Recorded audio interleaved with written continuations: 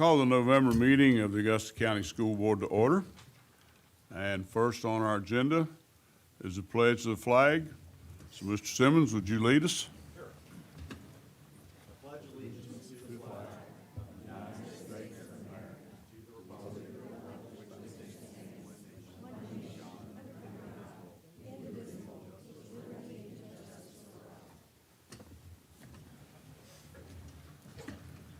Thank you.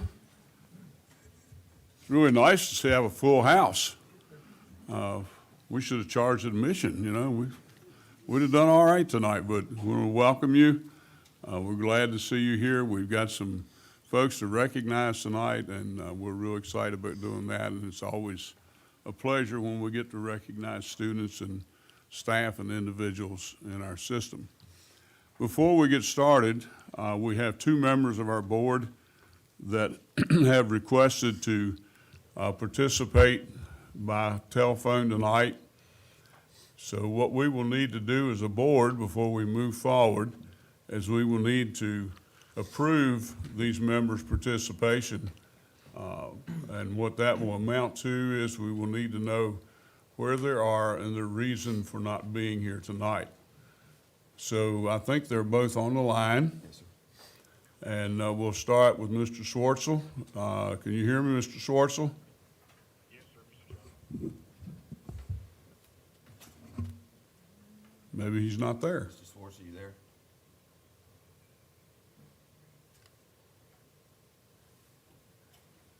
All right, go ahead again, Mr. Swartzel. I said, yes, I can hear Mr. Shiflett. We got you Okay. now. What we will need to do, Mr. Schwartzel, you will need to inform the board as to where you are and what your reason is for not being here tonight. Yes, sir, Mr. Chairman. It is a family matter, and I am in Roanoke. Okay? So Mr. Schwartzel is in Roanoke tonight. I was made aware of this earlier. It is a family matter. So the board will need to have a motion and approve him to participate tonight. So we will need a motion to allow Mr. Schwartzel to participate. General and closed if needed. Yeah, open and closed session if needed. Mr. Chairman, I Correct. make a motion that we allow Mr. Swartzel to participate by phone. Okay. Second. Been moved and second that we allow Mr. Schwartzel to participate. All those in favor say aye. Aye. Opposed, no. Thank you. Mr. Schwartzel, you'll be allowed to participate. Thank you. Ms. Wells, are you there? I am. And the same question for you. We need to know where you are and what your reason is for not being here tonight. Mr. Chairman, I am at home. I am recovering from who knows what, from some sort of heart situation. I would like to participate in the open session and the closed session. Okay. I also have been made aware of this situation prior to the meeting tonight. So we'll need a motion to allow Ms. Wells to participate. I make a motion that Ms. Wells be allowed to participate. Okay. Is there a second? Second. It's been moved and second that we allow Ms. Wells to participate. All those in favor say aye. Aye. Aye. Opposed, no. Motion carries, and Ms. Wells, you are also allowed to participate. We do appreciate, Thank you. we appreciate both of you making the effort to participate. Even though you cannot be here, we appreciate you taking part in our meeting. Okay. Next item of business is the consent agenda. And are there any changes to the consent agenda? No, sir, there are not. Okay, so there are no changes to the consent agenda that we have in our notebook and we've been presented earlier. We will, if you want to take a moment and look at it, that'll be fine. We will need a motion to accept the consent agenda as presented.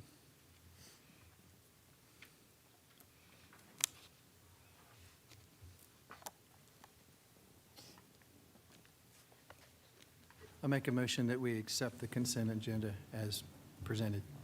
I second it. It's been moved and properly second that we accept the consent agenda as presented. All those in favor signify by saying aye. Aye. Opposed, no. Motion carries, and I think I heard 7-0. All right, special recognitions, and I will turn this over to Dr. Kelly Truxell.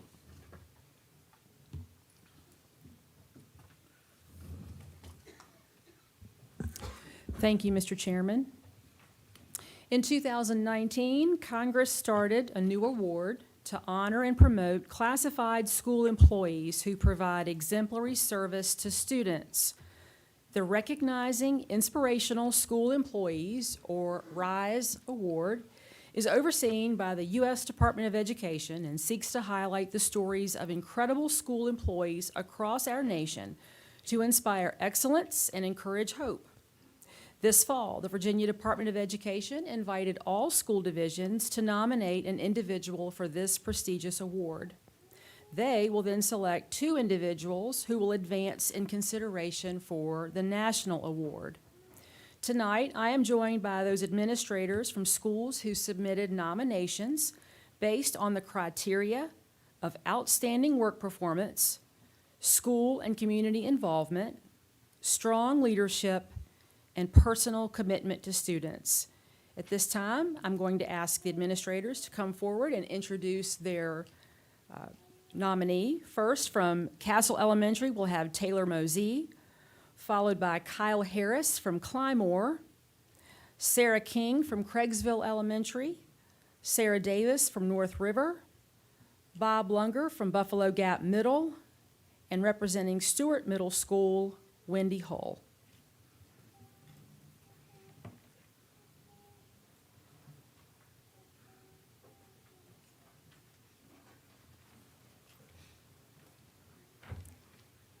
Move this down a little bit. Good evening. My name is Taylor Mosey, and I am the principal at Castle Elementary School. Is it okay to do a speech, or? Okay, wonderful. Mrs. Sharon Davis is an exemplary instructional aide at Hugh K. Castle Elementary School, whose dedication, professionalism, and incredible love and compassion for both children and adults makes a difference every day. Mrs. Davis consistently demonstrates outstanding work performance, going above and beyond to support students and teachers. Mrs. Davis is able to adapt to any need in a classroom, from academic to behavioral. She accepts each challenge and experience as they come and manages to remain calm, composed, and compassionate throughout the day. She not only supports her teachers with instruction, but also helps out in other areas of our building. You can often find her supporting in the cafeteria, checking on our other support staff members, or asking the office staff how she can be helpful. Beyond her daily responsibilities, Mrs. Davis actively contributes to school and community involvement. She volunteers at after-school events, family engagement activities, and often represents the school at local sporting events. In addition to these things, she also serves on our school's PTO board. Her willingness to give her time and energy outside of work hours reflects her belief in the power of strong school and community partnerships. Teachers often give shout-outs to Mrs. Davis for the incredible work she does in their classrooms.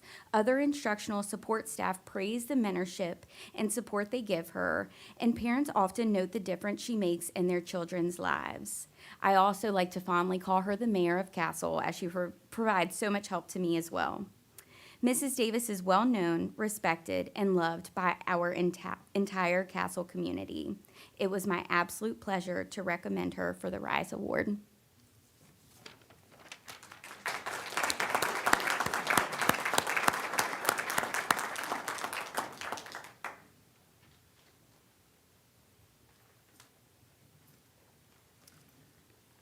Good evening. I'm Kyle Harris, and I'm one of the assistant principals at Clymore Elementary. It's my honor tonight to speak a little bit about Wanda Bryant. Wanda Bryant came to us this year as our new cafeteria manager and has already made an outstanding impact through her creativity, leadership, and dedication. She has revitalized our school meal program by creating new recipes and introducing fresh menu items that reflect student preference and nutritional needs. Her student-centered approach has significantly increased interest in school lunch, providing more choices and making mealtime a positive, engaging part of the school day. Wanda's work extends beyond the kitchen. She actively supports both school and community events, strengthening connections between... Sorry, Wanda, come on up. Come on. Come stand with me. Give me some of your inspiration here.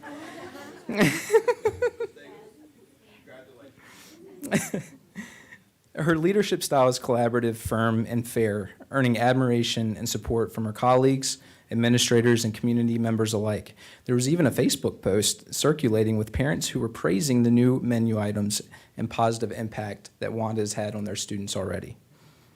Wanda's commitment not only enhances the daily experience of students and staff, but also elevates the image of school nutrition employees in our school and community. She is a true example of excellence and is deserving of recognition. And I also want to note that I now eat school lunch every day, and Wanda makes sure, and her staff makes sure that everyone gets their vegetables.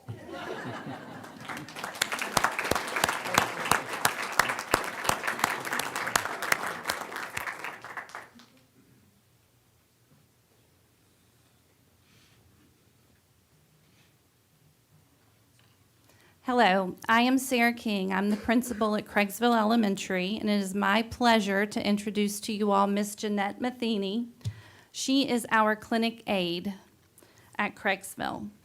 Miss Matheny is an inspirational leader in our school and community. She embodies both excellence to her work while also showing deep compassion for students, families, and students. Her calm and steady demeanor bring comfort and reassurance to what can often seem like a stressful situation. Ms. Matheny tends to school-related health concerns, but she also advocates for families, connecting them to resources and supports that strengthen our community as a whole. Her understanding of some hardships and difficulties, combined with her ability to always respond with kindness and empathy, make her invaluable to our school's success. Many community members seek out her advice and expertise, as do our staff. She helps our families make strong, grounded decisions that benefit them and their children. Ms. Matheny is an excellent example of humanity and very much deserving of recognition as a Rise Award nominee.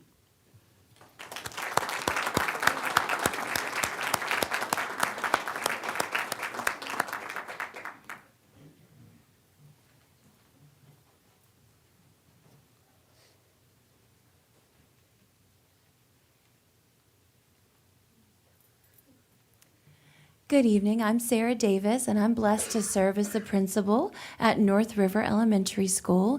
And I have with me one of our fourth grade ambassadors. His name is Aiden Matters, and he had a hand in our nominee, and so I have invited him to introduce Mrs. Miller. Susie Miller serves as a teaching assistant and bus driver for our NRES community. She lives out the vision and mission statement in ways that truly impact the lives of our students. Her compassionate spirit of empathy and action guides students toward being the very best version of themselves. Miss Miller was a volunteer at NRE for many years when her daughters attended school here. She then came back as an aide and then became a bus driver for us as well. She possesses a servant's heart like none other. She is always willing to help and assist with anything that is needed. Many of her conversations with colleagues are about her concerns with students that may need more than she can provide in the time with them. She models what it means to work to your full potential. She is the first one to Bobcat Country each morning. She prepares her bus and greets each one and every student with sincerity and joy. She takes the time to speak clearly, calmly, and directly with me and my friends.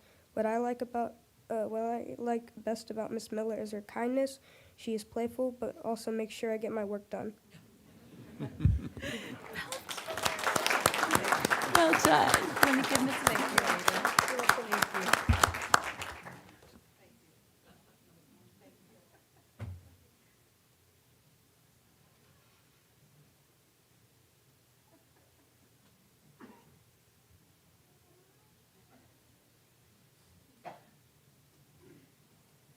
Good evening. I'm Bob Lunger, and I'm privileged to be the principal of Buffalo Gap Middle School.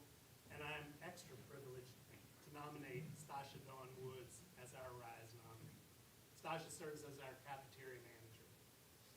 One of my professors at Virginia Tech said that leadership isn't about being in charge, it's taking care of those in your charge. And I'm privileged to stand next to this leader right here. That is what Dawn does. She takes care of everyone. She takes care of students and staff. She takes care of her staff. She takes care of me. She asks questions. She knows our kids. She pays attention to detail. She cares deeply about every single thing that she does, and that is a rare quality in a person. I watch her check in with students. She sees what they like, what they don't like. She adjusts the menu. She always greets people with a warm smile and a happy face, and I couldn't ask for a better face to welcome students in. It's becoming a tradition in our second year of being open that sixth graders come up to me and exclaim how good the food is at Buffalo Gap Middle School. If you haven't been for lunch, I encourage you, please come. I would love to have lunch with anybody here. It is a treat. And it's just wonderful.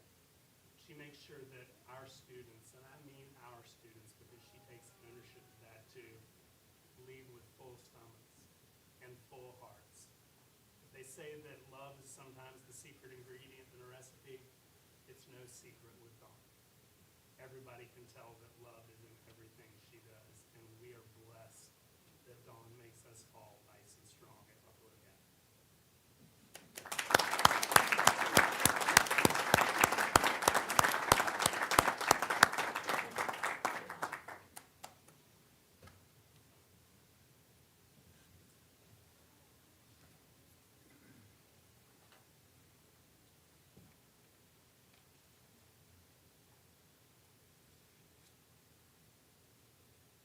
Good evening. I'm Wendy Hull, Assistant Principal at Stewart Middle School. I am honored to recognize our RISE Award winner as Mr. Brian Mayberry, our head custodian. I have had the pleasure of working with Mr. Mayberry at Stewart Middle School for the last 11 years, first as a teacher and now as an assistant principal. He is always willing to go above and beyond what his job description lists, and I wanted to give a couple of quotes from staff members about how important he is. He would give the shirt off of his back to anyone and loves to help. His knowledge and experience is extremely valuable to the school and all personnel that work here. He always has a positive attitude and is willing to help, even in roles he does not have to do.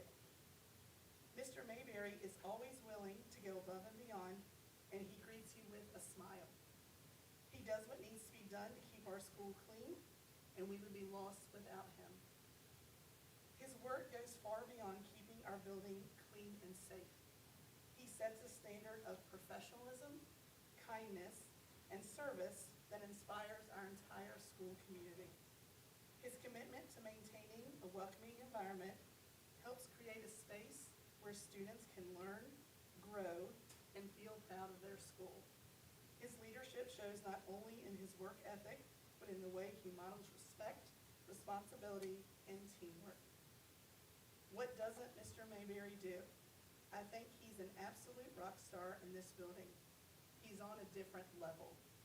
He has such a ubiquitous presence and is beyond important for our school in safety and maintenance, and what I admire the most is his friendly face. He is a teammate to all. SMS is honored for Mr. Mayberry to be our RISE Award recipient.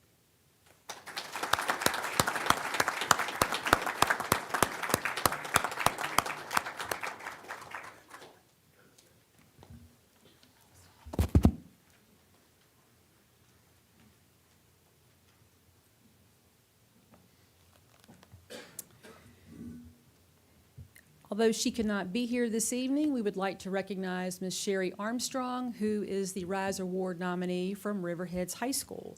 Ms. Armstrong serves as the bookkeeper at Riverheads. I'd like to conclude this recognition by congratulating each of our RISE Award nominees, and I too would like to thank each of them for the hard work that they do each and every day to support our teachers and students. You are a vital part of our schools and communities. I think it's fair to say that we would be lost without you and all of our support staff employees. Finally, we would like to wish good luck to Mr. Mayberry, who will be our Augusta County Public Schools nominee for recognition at the state level. Thank you all.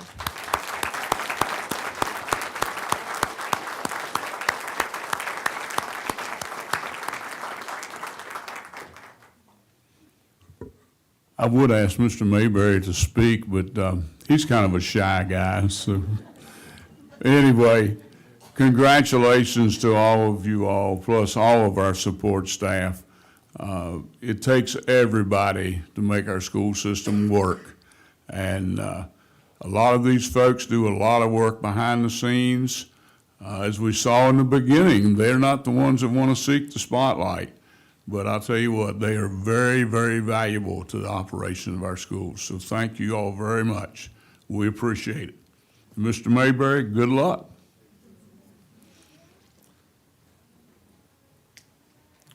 Next, I'll call on Dr. Sarah Melton and to recognize some other folks.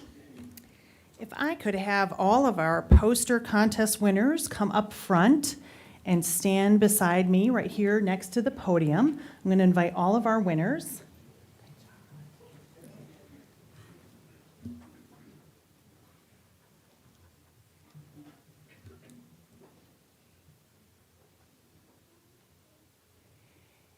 And what I'm going to do is when I call your name, I'm going to just ask you to step forward so the board can recognize who you are, and your poster will be listed next to your name up on the screen.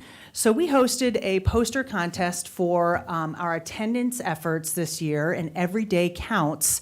And we had a large number of student entries, and these are the winners that are in front of you this evening.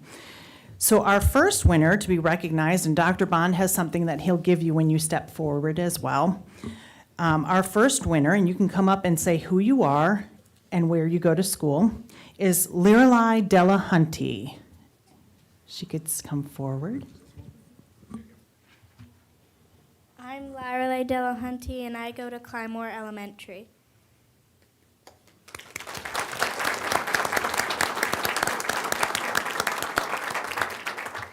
And I apologize, Lirelai, I said your name wrong. I'm sorry about that. Our next winner is Callie Backover. My name is Callie Backover, and I go to school at Craigsville Elementary.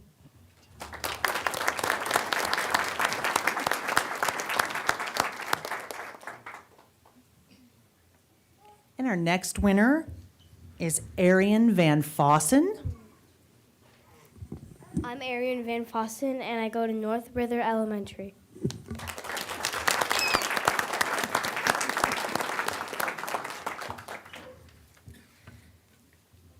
Next, we have Lexi Whelan. I am Lexi Whalen from Riverheads Elementary School.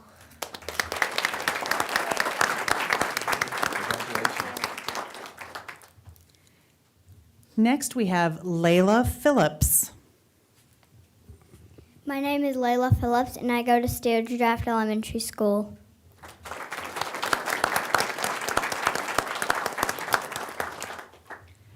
Next, we have Caden Abshire. Hello, my name's Caden Abshire. I go to Wilson Elementary School.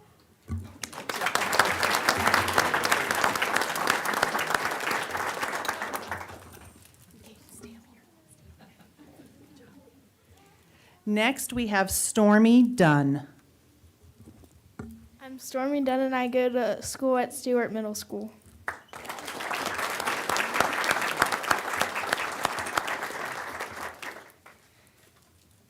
Next is Peyton Miller. I'm Peyton Miller, and I go to Stuart Shaft Middle.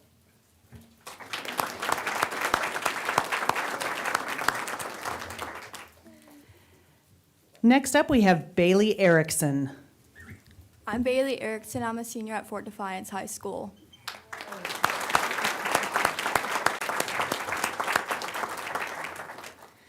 Next is Ada Hicklin. Oh, excuse me, I'm sorry. We do have two winners that were not able to be with us tonight. Ada Hicklin is from Guy K. Stump Elementary School, and again, you can see her artwork up on the screen. And then lastly, we have Hannah Magoon, who could not be with us tonight, from Riverheads Middle School, and you can also see her artwork up there. We also want to thank our sponsors for this event. We had the Hershey Company, Office on Youth with Amazon, Hollister Inc., and Martin's Food in Stanton. So again, congratulations to all of our students, and thank you for your efforts to make attendance count. And you can pick up your posters from Miss Donna as you guys leave for tonight. Thank you.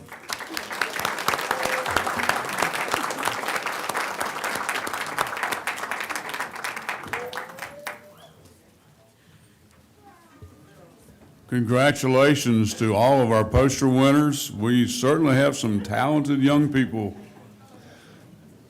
I know some of you have homework to do and you may want to get home, so we'll take just a short break and let you all head out if you would like.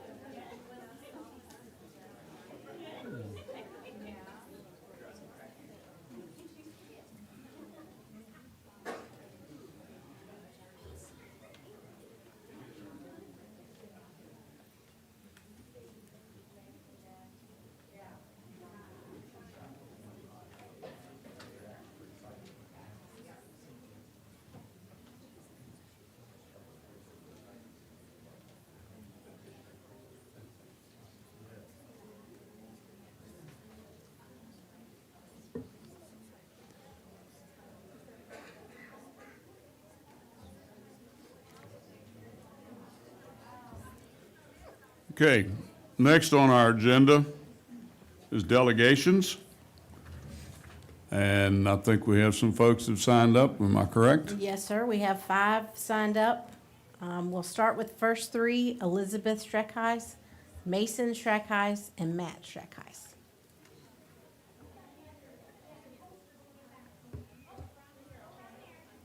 This has been such a positive and uplifting meeting. We certainly do not intend to put a damper on that.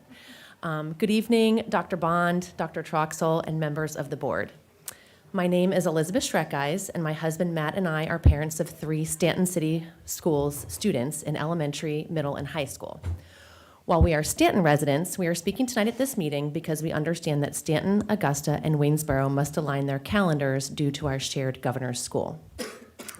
We appreciate the collaboration between the 3 systems, and we are grateful for the work you do on behalf of all local students and the time you give to this discussion. By now, I'm sure you've seen our letter outlining several reasons why starting school so early in August is a detriment to students, families, and our community. Each year, the start date creeps earlier into what is still very much summer. This calendar creep, keeping the start tied to the first week of August, pushes the school year earlier and earlier, even as the national calendar shifts later over time. Federal holidays and national observances like Father's Day and Labor Day periodically jump forward on the calendar, so they don't eventually fall too early, for example, starting in the wrong month altogether. 2026 is one of those years where Father's Day will fall on June 21st and Labor Day jumps to September 7th, effectively shifting the entire summer season a week later. When that happens, summer programs and families adjust their schedules accordingly. If our school system doesn't make the same adjustment, it will cost our students and community valuable time during the summer months. Summer matters. Research consistently shows that time outdoors and in programs like camps, aquatics, and recreation supports children's creativity, confidence, and mental health. These experiences build skills and relationships that complement what happens in the classroom.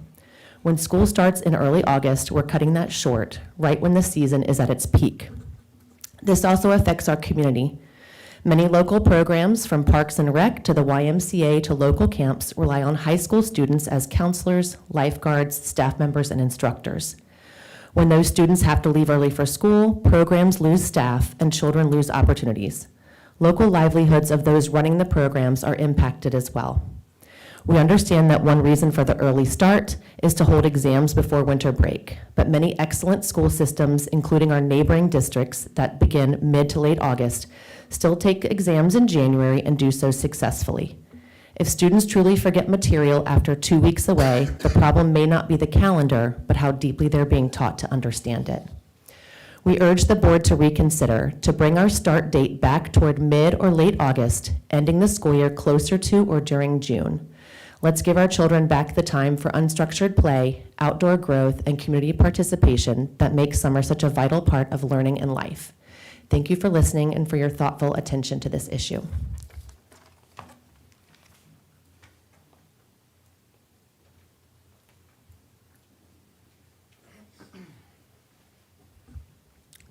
Good evening, members of the school board. My name is Mason Shrekeyes. I am a freshman at Stanton High School and the 2029 class president. I think I'm also the very first Shrekeyes not to attend Fort Defiance High School, so don't hold that against me. Thank you for letting me speak tonight. I'm here to ask you to consider starting school a little later in the summer. Right now, school begins in early August when it is too hot and hard to focus, and we finish in early or mid-May when it is sometimes still too cold to enjoy summer activities. One of the most important parts of my summer is attending a 6-week camp that I love. It teaches independence, confidence, resilience, kindness, and how to live and work with people from all walks of life. I also do a 2-week internship working at a basketball camp, which gives me real-world experience and responsibility. These programs have helped me grow into the person I am today and even give me the courage to stand here and speak to you. If the school year continues to start so early, I'll be forced to choose between attending camp, the experience I love and learn so much from, and the first week of school. That's a tough choice, and it's one that shouldn't have to happen. Starting school a little later will let students fully benefit from summer programs and personal growth experiences, while still succeeding academically. Thank you for listening and considering how a later start could help kids grow, not just as students, but as people.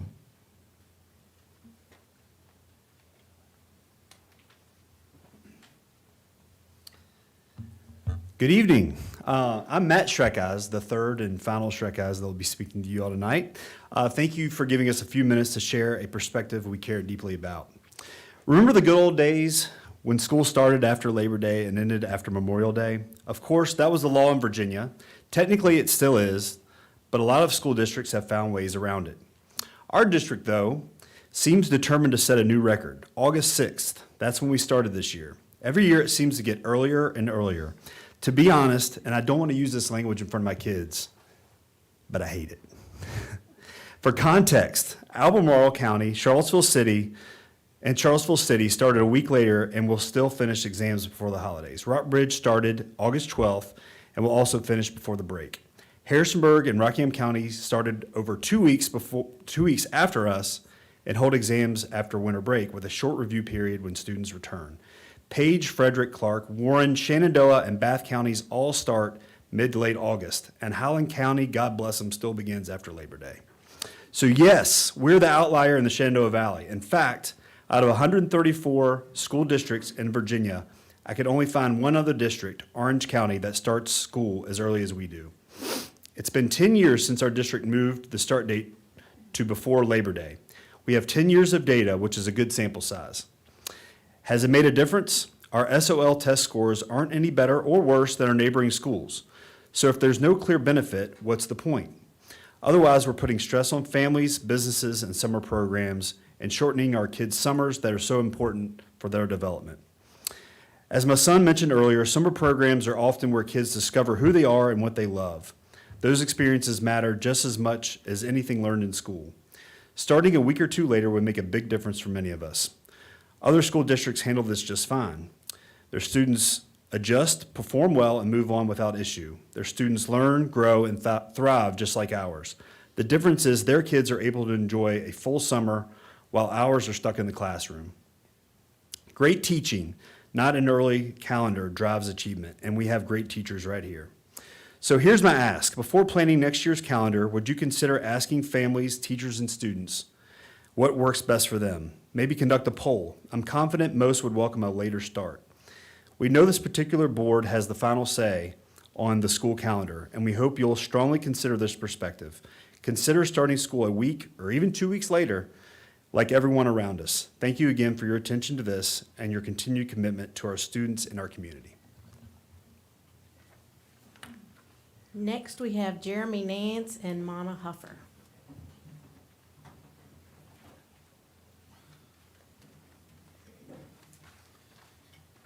Hello. Just want to do a quick thing. At the last meeting, Mr. Shiflett, you reprimanded Timmy for abstaining, and you gave examples of Robert's Rules of Order. You said it was only 2 reasons for abstaining. When I did a quick Google search, it showed it was 6 reasons, so I don't know if it was misinterpretation or whatever, but you left out 4 of the reasons that he could abstain from, saying there was only 2. And then at the end of the meeting, as soon as you got done, you gavelled out the meeting and there was no motion made to close the meeting, which Robert's Rules of Order says it's got to be a motion. And you can correct me if I'm wrong or show me in the book where it says that, but like I said, I've always been told, and through reading, it says there's supposed to be a motion to close the meeting, which when you do closed sessions, there is motions made, but for some reason, since it was nothing in the closed meeting, you chose not to have a motion made. But like I said, if I'm open to you showing me where it says in Robert's Rules that you don't have to have a motion. So if you'd like to, I'll meet with you or whatever. And I'm going to say, hopefully, I'm glad the elections are over. It's been a tough campaign season. So hopefully the new board come January will work together and do what's best for the students of the county. Thank y'all.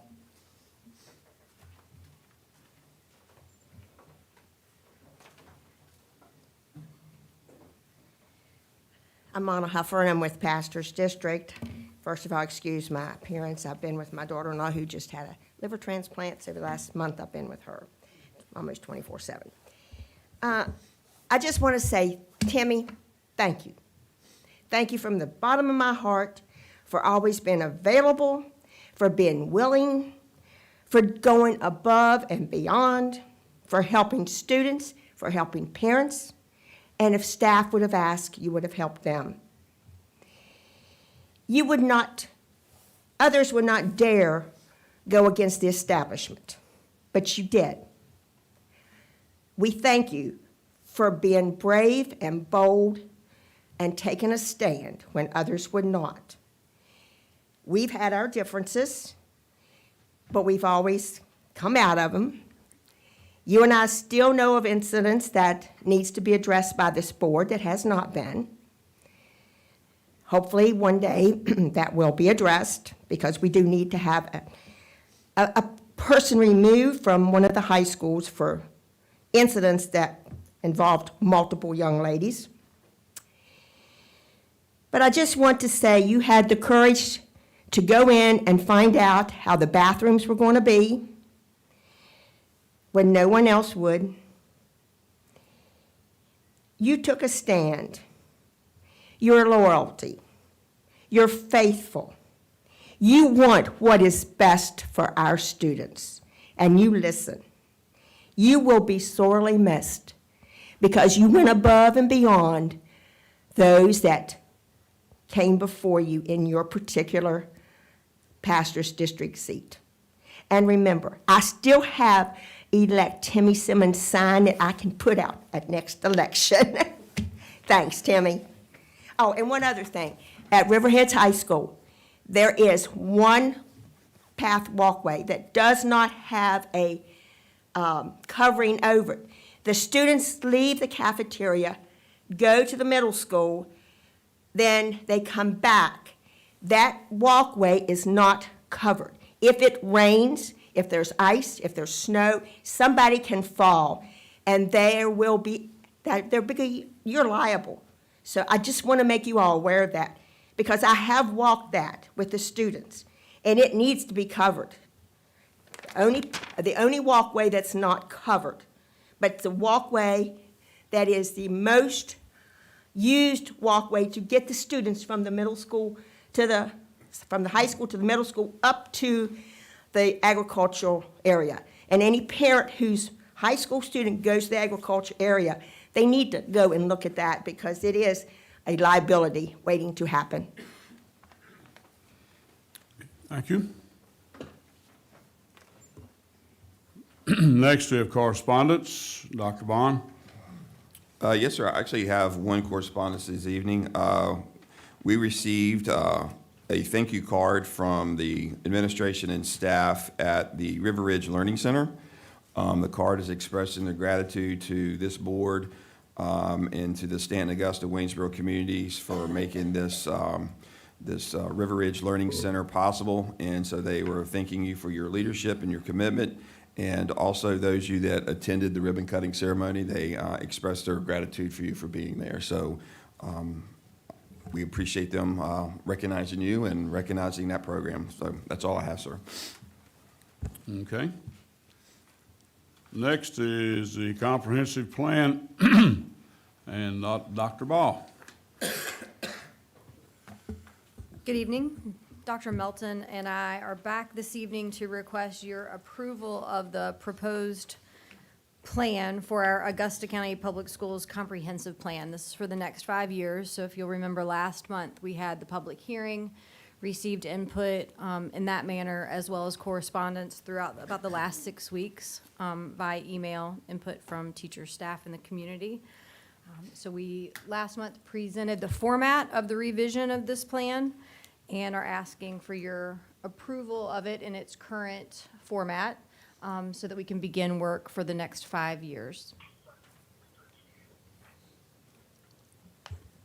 Okay, this is the same basic plan that we were presented at the last meeting, is that correct?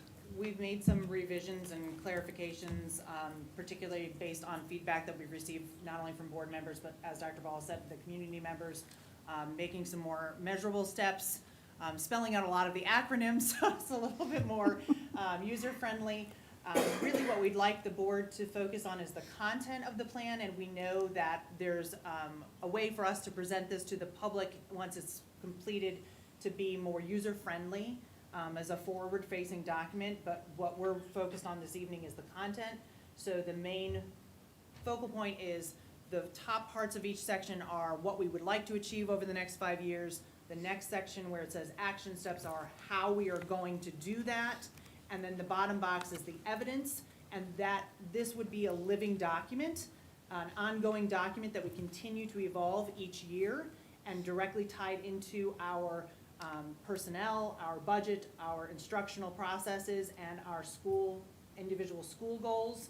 So that evidence section would grow as we show where we have completed sections of this or completed portions of this, if that makes sense. So it is a little different in the sense that it is meant to be a living document, something that we continuously refer back to and guide our work from. And perhaps a bit more prominent in our ongoing conversations with you and your planning.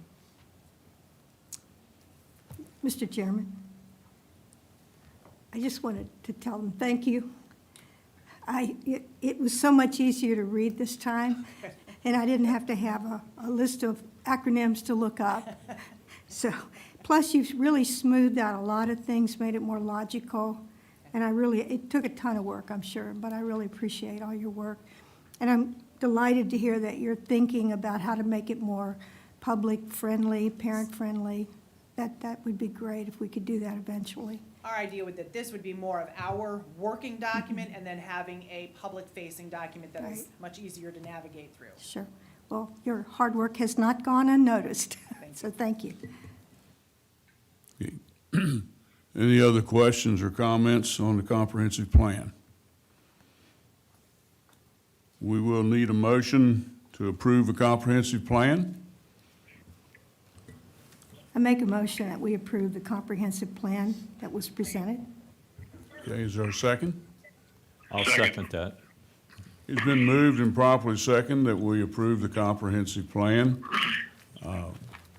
All those in favor signify by saying aye. Aye. All opposed, no. Ayes have it, motion carries 7-0. Thank you, ladies. Thank you.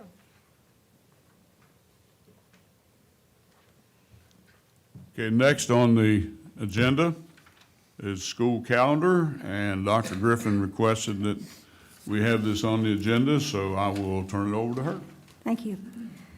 So since when I was first elected, there were about 20 or 25 people in my district who asked me to consider the school calendar and making a later start date. And I think I mentioned that the last time we discussed school calendars. So a number of my constituents really want a later start date. Mrs. Schreckheis and her family have raised some issues around summer camps, summer aquatics, and so forth, and how those shut down in our area. They close pools when our schools start. Last June, I think, or maybe May, Mrs. Huffer raised the issue of the sports that the regional and state championships were going on well into early June, and we were out of school probably 3 or more weeks before the end of the state sports season, which was an interesting point. Some teachers, particularly this year, when we started so early, have spoken to me about their dissatisfaction with basically not having the month of August anymore as summer. So I did a lot of reading about this, and there's really no definitive best calendar. I've even worked in a district that had year-round calendar, which was kind of nice, but there were no gains, academic gains, and it costs more. So the county abandoned it.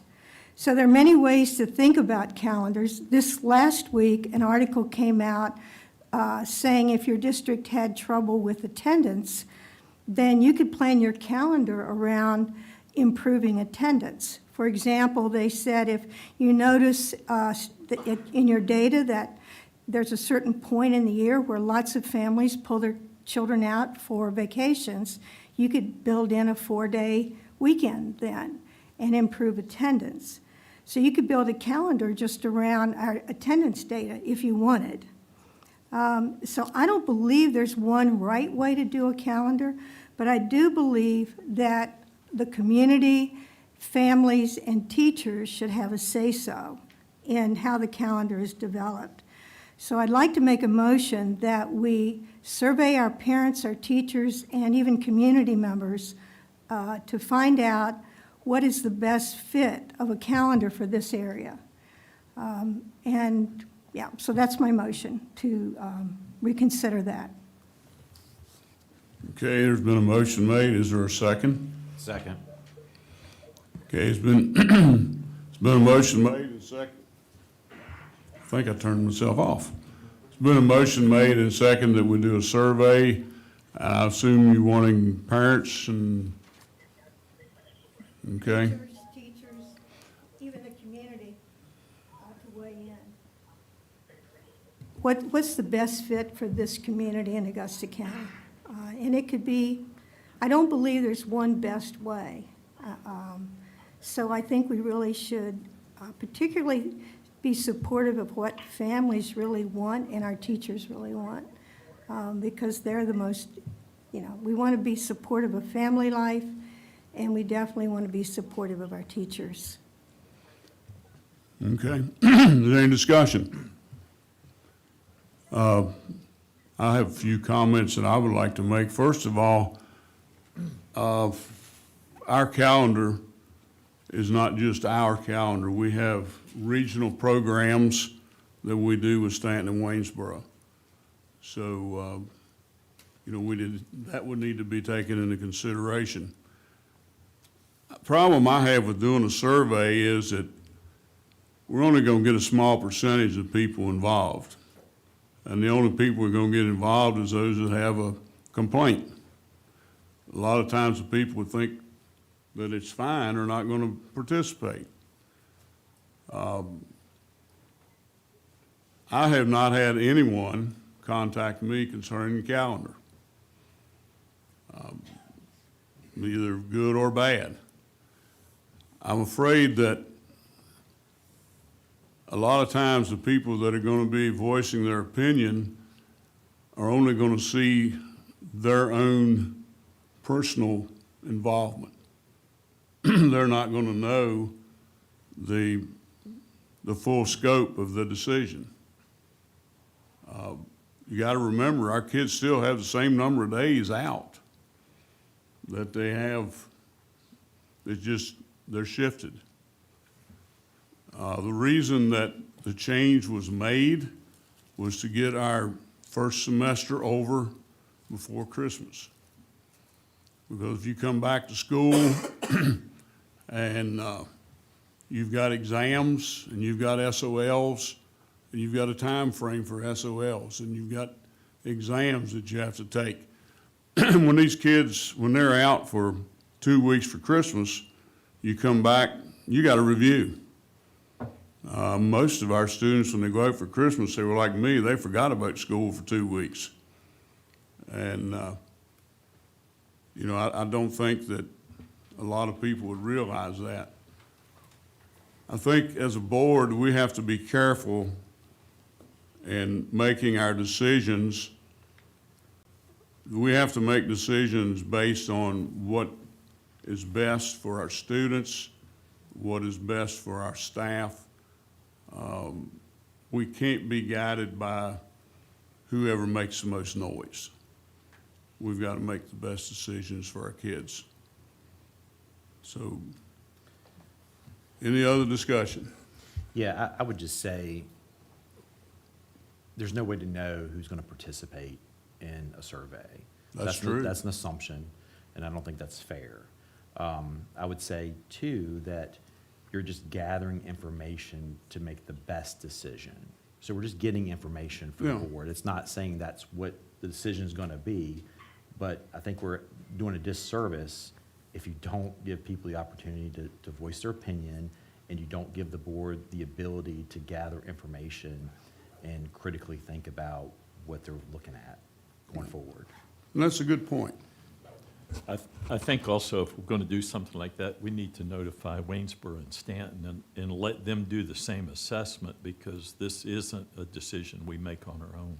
It has to be jointly because we have some joint programs. So if we were going to do that, I think we need to say, okay, we need to ask Stanton and Waynesboro to also have input on that. Does that make sense? You see what I'm saying? Yeah. I don't think we can just, if we do a survey and we haven't done it with the other two school systems that we're cooperating with, then our survey's worthless. We can't change it. If you see what I'm saying? Let's. Yeah, but if you also, I think we have to get them to cooperate. if you too do a with us. survey in Augusta County and you do get a lot of input and it does take hold, it may prompt the other jurisdictions to say, oh, maybe we need to do a survey too and look into this. So it could be a segue into exactly what you're saying. But I think we ought to do this as a joint effort. I think Stanton and Waynesboro ought to be, in on what we're talking about here, or what we need to deal with. And I think Ms. Schreckheiser, the Schreckheises, I think have already have approached them with that. Are you going to their school board meetings also? Okay. So I'd say that we don't start the survey until we get the results from all three school boards. Okay. Did you mean you No, don't start the survey, or you mean don't just apply it? No, I don't think, I think what we need to do is that we work jointly with those other two school systems and see if they're willing to do it. And then we can do our surveys and see what the result is. In other words, we're looking at a pretty major change in the calendar at this point. And I think that's something we ought to all do to work on together.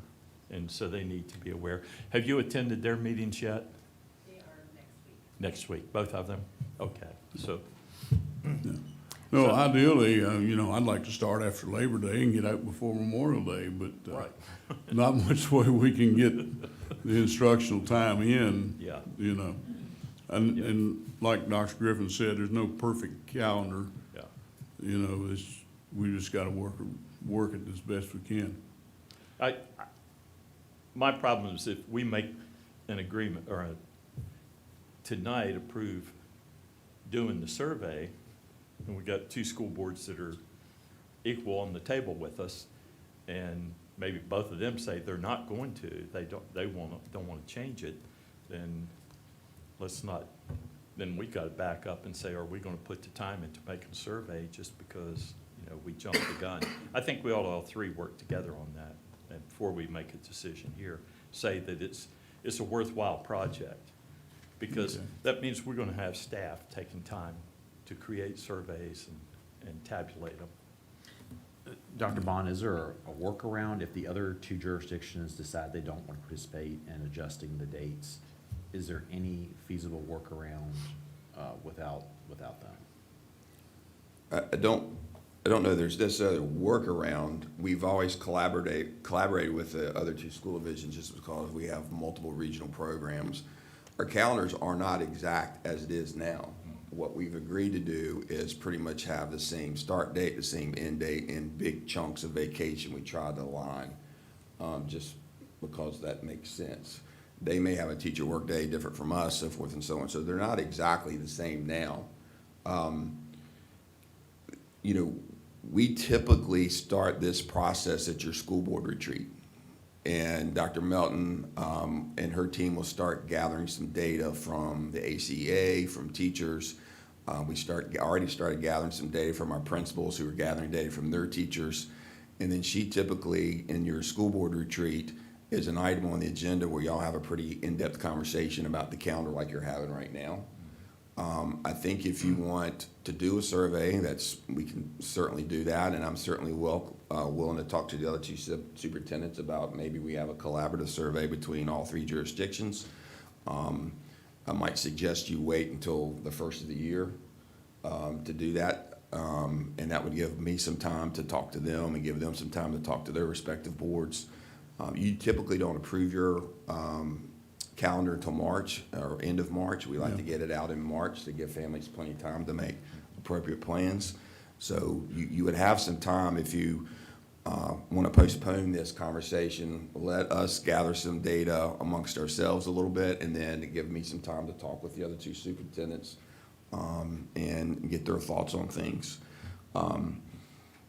Again, I'm not opposed to it if this is the direction of the board. If this board does something totally, absolutely different than the other two boards, then yes, our regional programs are going to have some complications with clock hours, with instructional time, with, you know, if Stanton, for example, stays with the current calendar they have, they'll start a week before us potentially. And so what do those Gov School kids do? What do those Tech School kids do? Do they stay at home for 2 weeks and then they stay at the end of the year for 2 weeks? So there's lots of things because we do share so many regional programs that need to be considered. So I would like to have the opportunity to talk to the other two superintendents first and get their feeling on it first. And then again, we have plenty of time.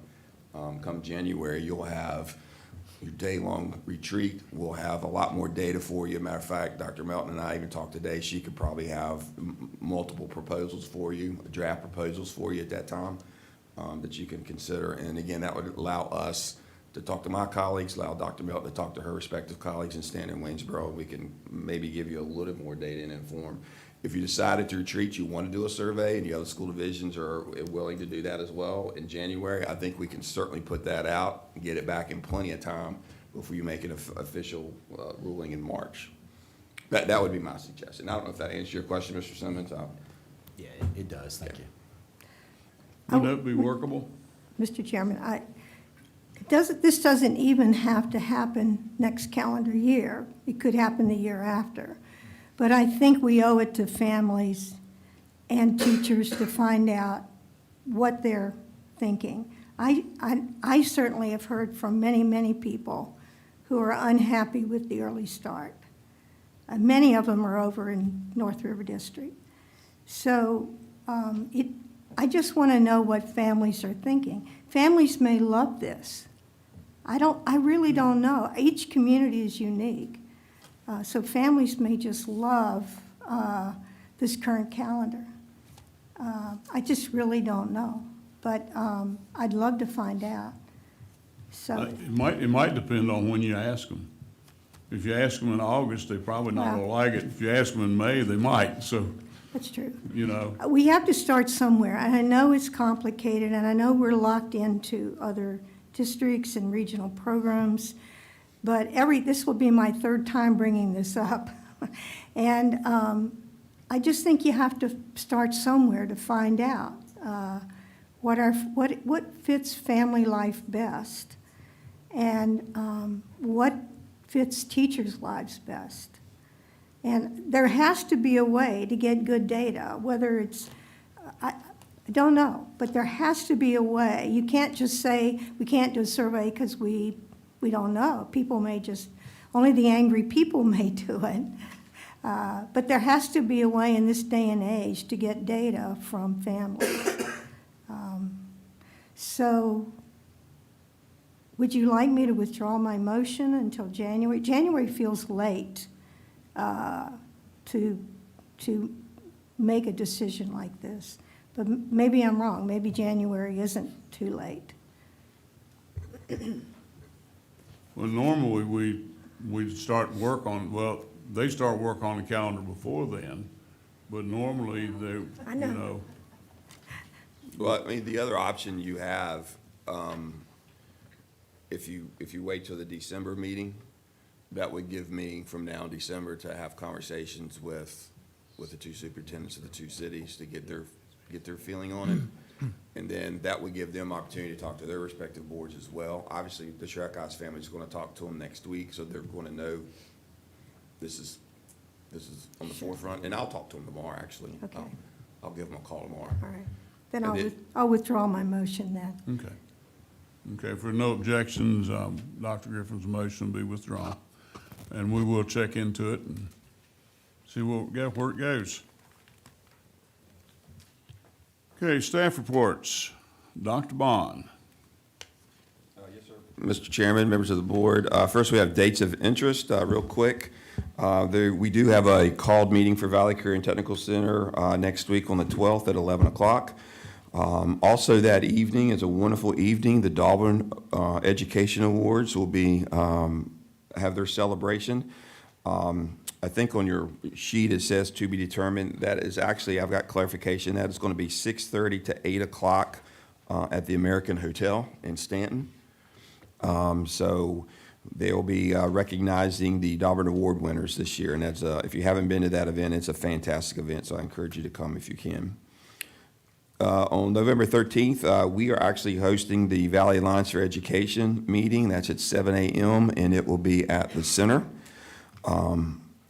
November 19th through the 21st, that is your annual school board conference in Williamsburg. November 25th is the monthly meeting of the ACEA leadership. And then November 26th through the 28th, that'll be no school for students and employees. That'll be our Thanksgiving break. Moving into December, December 4th is your school board meeting at 6:30. December 8th, we have our Personnel Policy Committee meeting. That will be at Central Office in the Tech Lab, and that starts at 2 o'clock. December 16th, we have Region 5 Superintendent's meeting, and Lynchburg City Schools will be hosting that. And believe it or not, December 19th is the end of first semester. And then we get into our Christmas break. Basically, December 22nd through January 6th is no school for students. It's the break. And then I have scattered in there the work schedule for our 12-month employees as well and teachers as well. So that's all I have as far as dates of interest. The other thing that you should at my next item, I might add on the second and third page, obviously we're in the holiday season, so your calendars will be jam-packed. If you so choose to participate, we have lots of celebrations and lots of performances. So those dates and times and places are located there for you on page 2 and 3, and actually page 4. So Again, I encourage you, we have an incredibly amount of talented teachers and students that are going to be performing over the next couple months. So if you can find time to go see some of those events, I certainly encourage you to do that. Also in your packet, item number 2 for me is the draft budget calendar. I'll go through that very quickly. First of all, we're presented to you tonight. December 1st, we will put our budget survey out there. We'll get that posted online for you. January 15th, we mentioned that earlier, that is scheduled to be your school board retreat. You'll start developing your budget goals, and we'll have other, as you know, items to discuss at your retreat. That again will be at the Center for Instruction and Professional Development. And we have time to be determined, talking with Dr. Troxel. She wants to talk with staff a little bit and put an agenda together, and then based on that agenda, she wants to gauge the length of time she might need. I think last year we did lunch and did our retreat through the afternoon. There may be, based on the agenda and the items that she wants to cover, we may bring you in, she may bring you in earlier, then have lunch break, and then finish out through the afternoon. So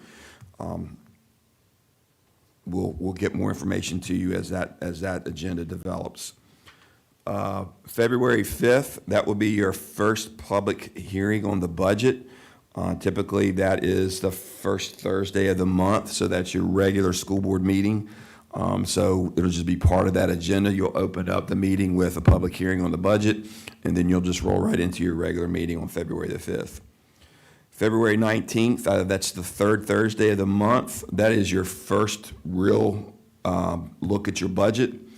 That's when you'll most likely have the governor's version, as well as you'll have your growth number of revenue from the Board of Supervisors. And so Ms. Meyerhofer and Dr. Troxel will have your first look at your budget, and you'll have your first look at that. Typically, that is an afternoon work session, but again, we left it to be determined as we start building that agenda.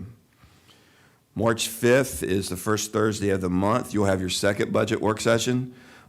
Historically, what happens is we bring you in about 4:30. You'll work till 6:30, and then you'll go right into your regular school board meeting on March the 5th. And then March the 19th is the third Thursday. That will be your last look. Hopefully by then you'll have a balanced budget that Dr. Troxel and Ms. Meyerhofer present to you, and hopefully you will approve that budget at that meeting. That's typically the only item on the agenda, unless there may be a calendar item on the agenda for a March approval of the calendar. And then typically what you do, you present your budget to the Board of Supervisors, and that's usually the last Monday of the month. Again, Dr. Troxel will be working with Mr. Fitzgerald to get the date and time of that meeting, and as soon as she has that, I'm sure she'll let you know. That's the draft calendar. I don't think it needs any kind of approval. It's just for your information right now, and as we start finalizing things, you can certainly talk about that either at December or your January meeting. Any questions on the budget calendar? It's not really on the budget calendar, but when will we get our composite index number? We're not sure that. We asked that question this week, and we didn't get a definitive answer. So let me continue to look at that, and I'll let you know. Well, that will have an impact on our budget, so just curious if we knew when we might get that. I'll see if we can't find that date out when that might come. Okay. My guess is they're probably going to, the governor's budget usually comes out at mid-December, mid-December, and that's when you get your first template. And so usually they put the composite index on that template, so it may be that first governor's version of the budget in December. Okay. But I'll see if we can't get a sneak peek, so to speak. Okay. Any questions on the budget calendar from anybody? That's pretty standard, what kind of way we normally run the calendar. Okay. So the last item, again, is just a reminder that your conference in Williamsburg is coming up. I think I've got most of the data I need. We are still trying to finalize a couple of the details, and so hopefully either tomorrow or Monday, I can get you the detailed agenda to you. That way you'll know who, what, when, and where, and all of our phone numbers and so forth and so on. So we'll hopefully get that finalized. I appreciate Mrs. Gross. She's worked really hard on that and making all the arrangements for everybody. So we're very close to getting it finalized, and so hopefully we'll get that to you either tomorrow or Monday, first of the week next week. And it's my so that's all I have as far as my staff report, sir. Okay. Any questions on Dr. Bond's report? All right, we'll move forward then to Ms. Mahelfer and the audit of student activities funds.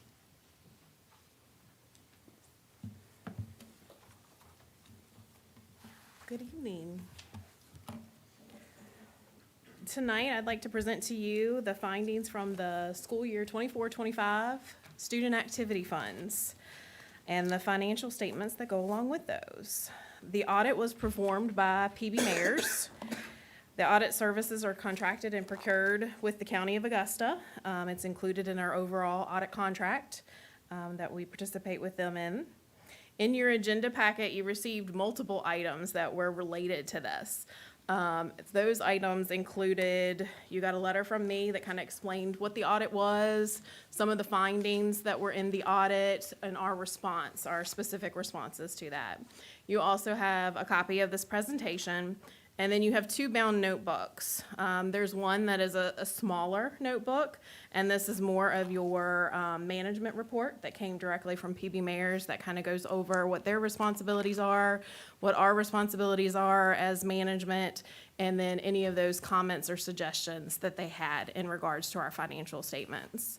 Then the bigger bound copy is the actual financial statements. So once you get into that, there will be summary statements that include all the totals for all the schools, and then it goes through and breaks down the individual activity funds for each of the schools.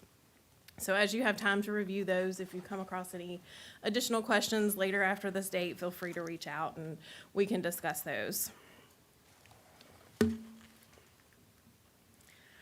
So all the schools were audited the week of July 7th. PB Mayers does come out, and they are on site. They spend about a half a day at each location reviewing the materials.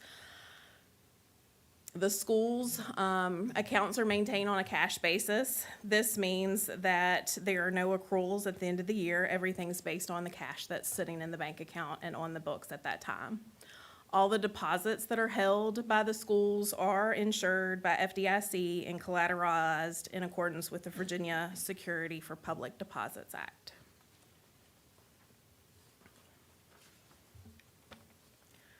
So out of the 19 schools that were audited, 15 of those schools had no comments or suggestions, had a very clean, free audit. There were 4 comments that were noted among the schools that did have a comment. One school had a comment in regards to a held check. And when you read the comment, it kind of makes it sound like the check was backdated, but it was not backdated. What happened is this is a smaller school. They're dealing with limited staff. They cut the check in June, and because we require 2 signatories on the check, the bookkeeper was there in June, principal wasn't there, and then the next month, principal was there to sign the check, so therefore they held the check until they were able to get the second signatory. Very, very minor comment. So just the suggestion was to make sure not to have that as a practice and not be holding checks too long of a time. The second comment that one of the schools received was in regards to unclaimed property. The auditors had noted 3 checks that had not been reported to the state for unclaimed property, but in discussion with the bookkeeper of that school, they actually were reported to unclaimed property. The checks that were reported just had not been officially voided in the financial software of the school. So they were reported timely. She just forgot the last step. So we reviewed those processes, and she's, of course, comfortable moving forward in those processes. Another comment that was received was making sure that all invoices or receipts are included as documentation. So one school, based on their testing, had one receipt that was missing on an item that was tested. Again, that receipt was for a pizza delivery for something at the school. So you know those receipts are kind of small. So if you're not taping it to a piece of paper, they can be easily misplaced. So again, a very minor comment in the scope of what the bookkeepers are working with on a day-to-day basis. And then there was one comment noted about a GL reconciliation difference. In working with the bookkeeper and trying to figure out what the difference was, it went back almost 10 years. So it was basically just a discrepancy between beginning and ending year balances. So we were able, with working with the bookkeeper, to make that adjustment so that that comment won't be there in future years. Compliance issues. Compliance is basically reasonable assurance about whether the school's financial statements are free of material misstatements due to compliance with certain laws, regulations, contracts, and grants. So we had no compliance issues noted. Deficiencies. There are two types of deficiencies that can occur during your audit process. A deficiency in internal control exists when the design of your daily procedures does not allow for management or employees to detect and correct those misstatements on a timely basis. The two types of deficiencies are a material weakness and then a significant deficiency. A material weakness is a deficiency in internal control where the financial statements have a reasonable possibility of material misstatement due to the internal controls not being sufficient, but the staff has no control over finding or correcting. A significant deficiency is less severe than a material weakness, but would warrant attention by those charged with governance over the financial statements. So there were no significant deficiencies noted. We did, however, have a material weakness. This is a continued repeat finding that we've had in our financial statements. The finding is in relation to segregation of duties. The specific detail of this finding can be found on page 50 of the large bound book. The material weakness is due to having segregation of duties between all the financial transactions that happen at the school. So this could include cash collection, bank deposits, posting to the ledger, preparing checks, signing checks, and et cetera. There is a lack of segregation of duties due to the limited staff at each school, preventing separating each one of these functions between multiple staff members. However, over the past several years, we've implemented oversight over these types of transactions so that we can ensure that through monthly processes that they're being reviewed. Between the schools and the bookkeepers and the principals on a monthly, they evaluate their journal entries, they review the bank statements and their canceled checks and review all the monthly disbursements. In our corrective action plan, we've included procedures to strengthen the internal controls, which include having separate staff opening emails, making sure that when invoices are received that they're stamped and they're approved by the principal, having 2 signatures on the check.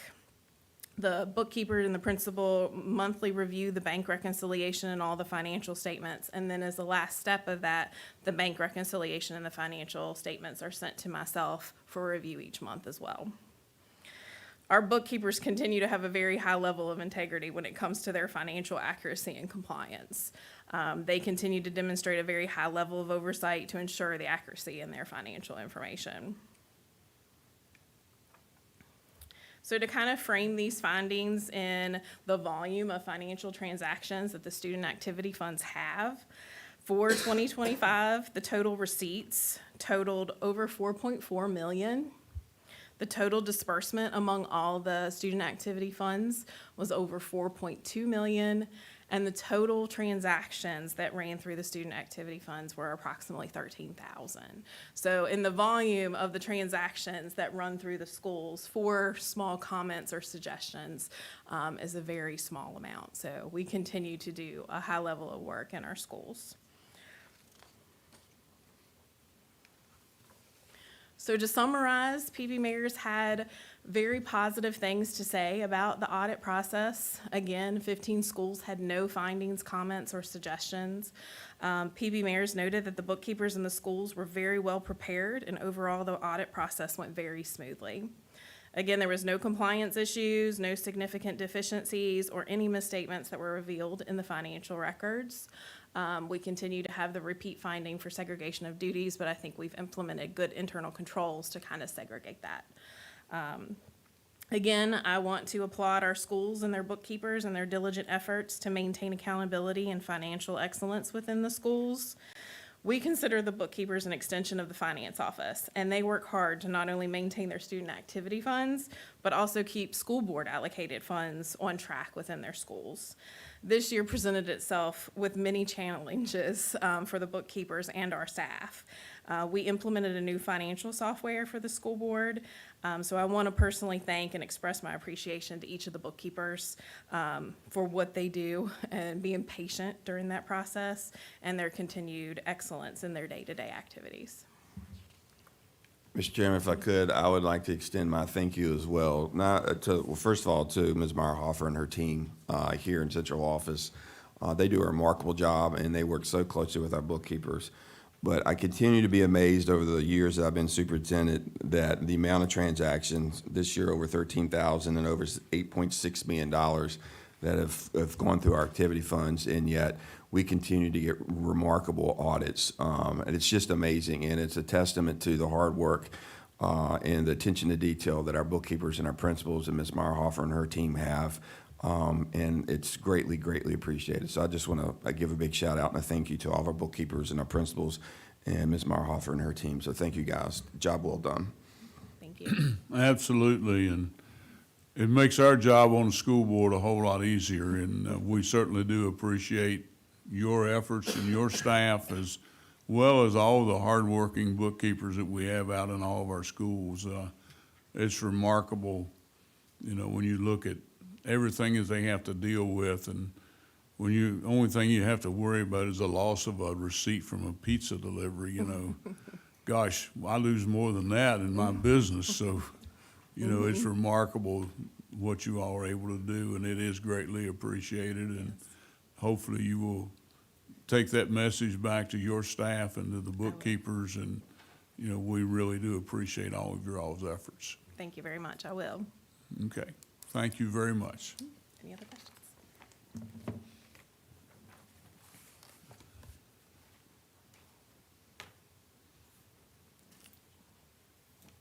Dr. Truxell.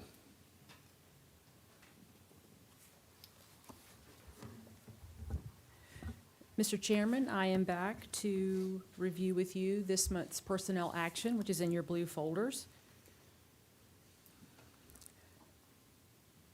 I'll give you a few minutes to look that over, but as always, if you have questions about any action, we can exclude that action by number and discuss in your closed meeting.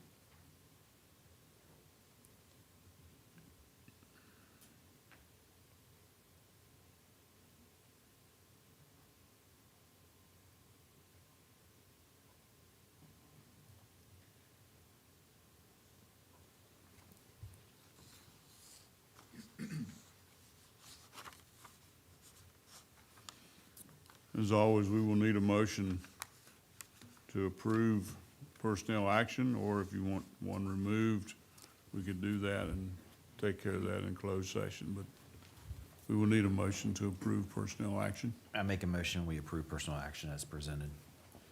Is there a second? Second.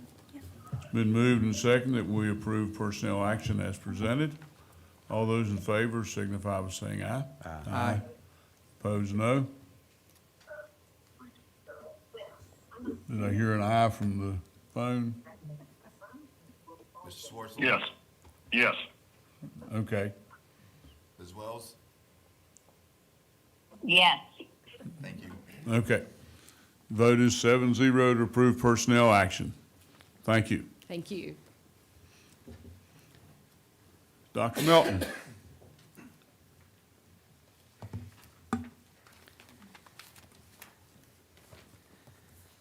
I don't know that this will quite match the energy of the kids that I started the evening with, but I do want to congratulate our Teachers of the Month. But first, I do want to recognize that we do have a celebration of American Education Week, and that is going to be November 17th through the 21st of 2025. American Education Week is an opportunity to celebrate public education. And while we take pride in celebrating public education all year long, during American Education Week, we will take time to focus on and recognize the many people involved in ensuring that every child in Augusta County receives a quality education. Each school will take the opportunity that week to honor the team of people who work in our schools, and that includes every one of our drivers, our classroom teachers, cafeteria workers, administrators, instructional assistants, substitutes, maintenance, nurses, clinic aides, plus countless others. We want to thank all of our Augusta County school employees for their hard work and dedication to the education of our children in Augusta County.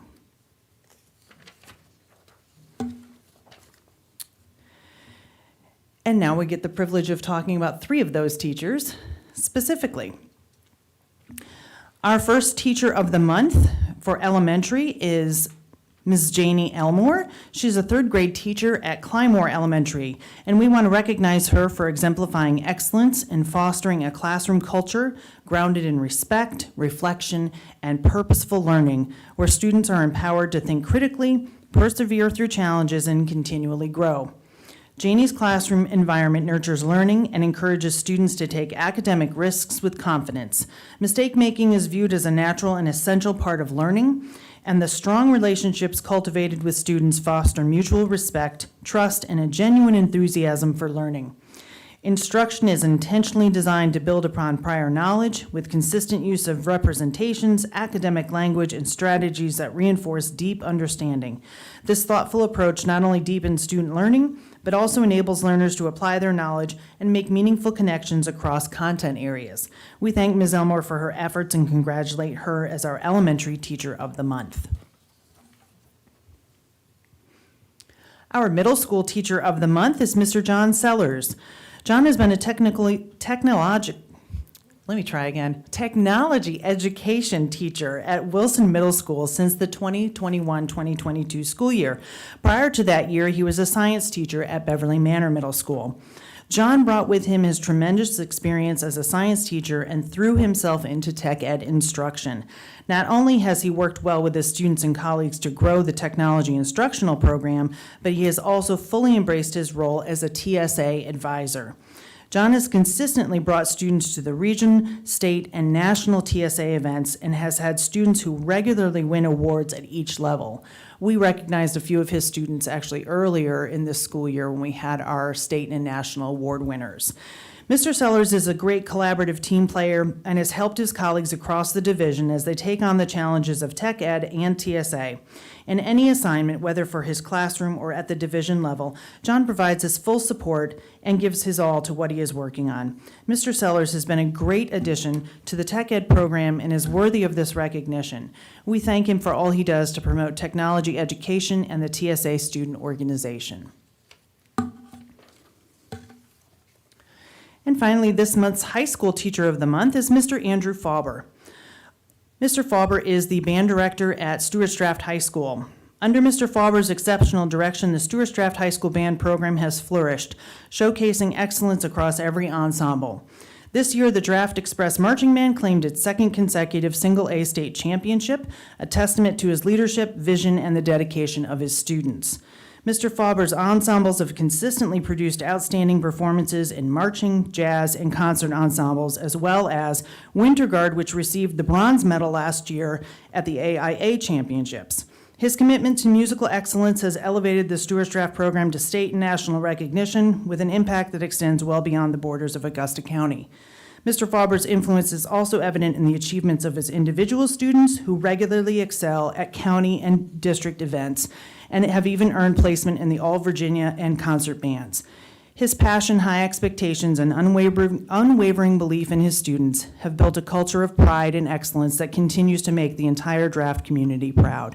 Congratulations to Mr. Fauber and to all of our teachers of the month. Thank you. Thank you. Okay, school board members, and we'll start with Dr. Griffin. Caught you off guard, You right? did. I didn't think this through, but a few days ago, I went to the Career and Technical Ed and Governor's School open house, and everyone should just do that because the students present what they've been working on, and they were so excited about different projects. It just was just fun. It was entertaining to just see all the students and their pride in what they'd done, and so I would recommend everyone go, community people too, because it's just a fun time. So I'm grateful for the CTE and Governor's School. Mr. Lawson? We've got a couple things.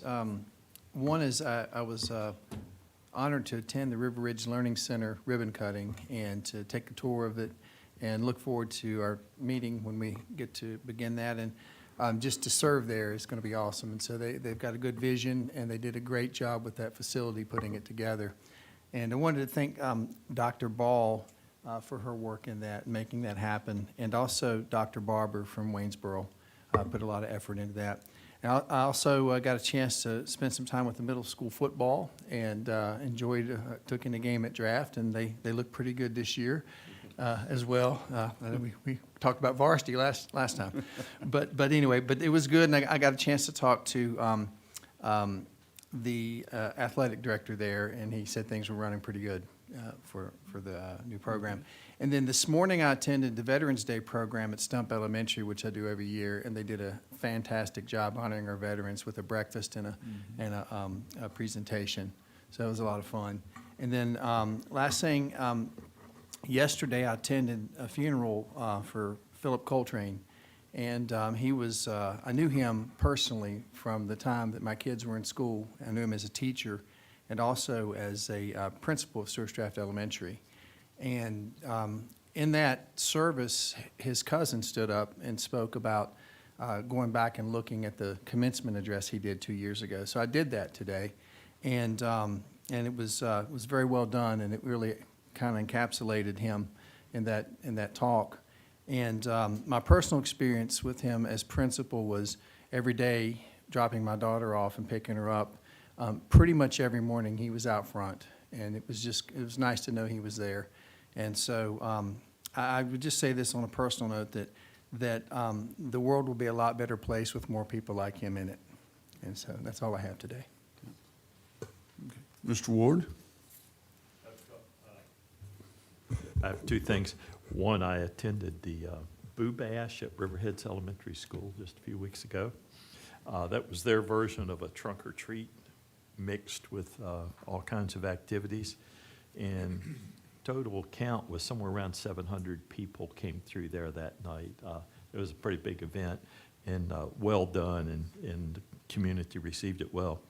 Another thing, I was at Riverheads High School week before last, and I was walking down the hall, and Mr. Stevens, the principal, came and said, "Mr. Ward." I said, "Yeah." He said, "Did you hear that our yearbook won the state award for this past year?" And I said, "No." And so he says, "Come on, let's go down and talk to the teacher." So we did. And she had 2 students there. It was her planning period, and they were going over the things they didn't like about their yearbook last year. They were already getting ready for this year by finding things that they didn't like about it. And so anyway, I just thought, sometimes we miss those opportunities, realize what's going on in some of the classrooms. And it was a great award. So good. Tim? Mr. Simmons? Yeah, me and my family attended Churchville Elementary School's trunk or treat, and it was well put on, well attended. Staff did a good job, and you can tell it was a lot of hard work put into that. Also, obviously been busy with re-election. That didn't turn out in my favor, and so I just want to say it's been an honor to occupy this seat. It's been a privilege, and I'm very thankful for all the kind words and the support and the messages that I've received.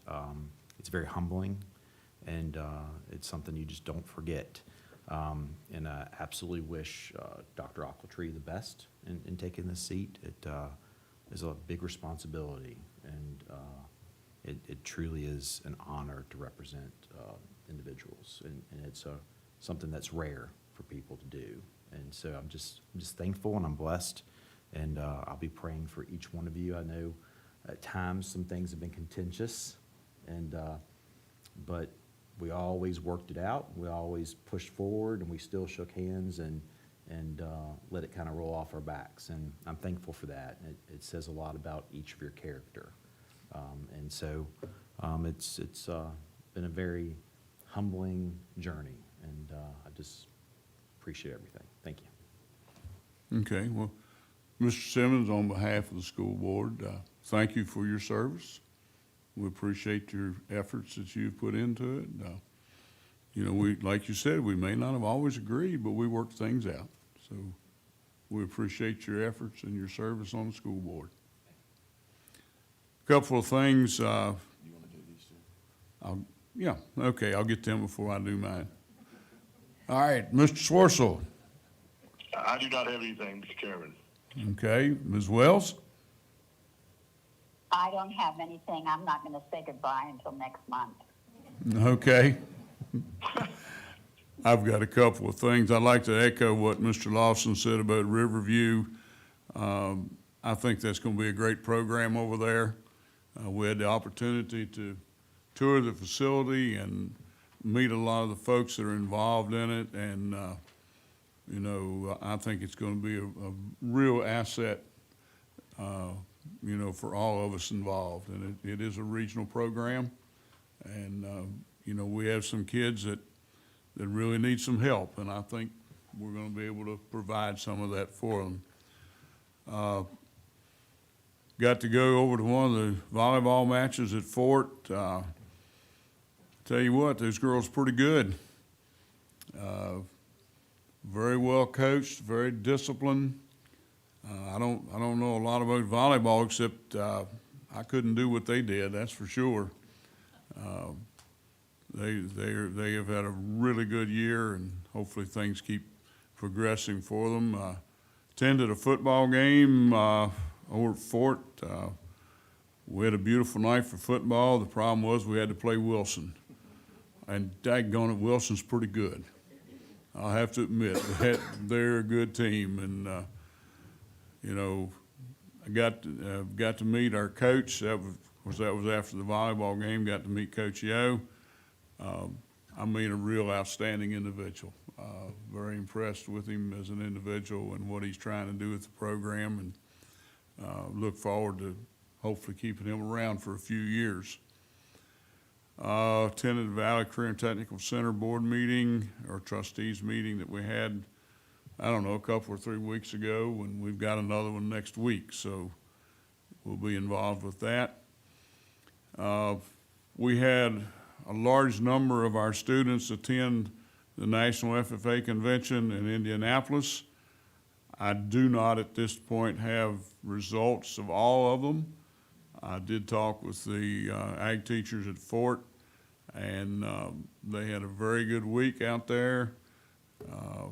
We had a lot of kids that attended, and as far as I know, everything went fine. That's normally a great convention, and we didn't have any car accidents or anything, so everybody got back safe and sound sometime last Sunday, and I think everybody had a good time. We do have a need for a closed meeting. I think, Mr. Lawson, you have the information for us. Yeah, pursuant to Section 2.2-3711 of the Code of Virginia, I move that the board convene a closed meeting for the purpose of discussing the following specific matters. A2, discussion of matters that involve educational records of identifiable students, the disclosure of which is prohibited by FERPA. Okay. Is there a second to that motion? Second. It's been moved and properly seconded that we convene in closed session. All those in favor signify by saying aye. Aye. Opposed, no. We will convene in closed session in about 5 minutes, and thank you all for coming. I'll get up and stretch my